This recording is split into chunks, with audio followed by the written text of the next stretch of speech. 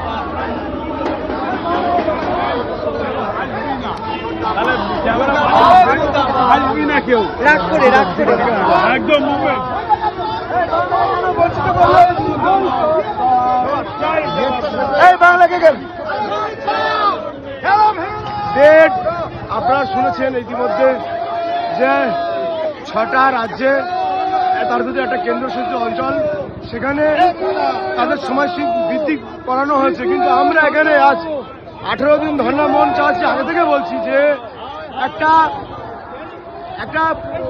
মানে এই যে কর্মযোগ্য এসআইআর এটাকে ত্রুটি মুক্ত করতে গেলে সময় লাগবে, সেই সময়টাকে আমাদের দিল না, বরং অন্য অন্য রাজ্যকে দিল। এটা বাংলার প্রতি বঞ্চিত করলো। আমরা বিএলও রক্ষা কমিটি এটা মেনে নিচ্ছি না, আমরা ধিক্কার জানাই। আমরা ইলেকশন কমিশন যিনি আছেন তাকে জ্ঞানেশ কুমার, তাকে আমরা ধিক্কার জানাই বাংলা থেকে।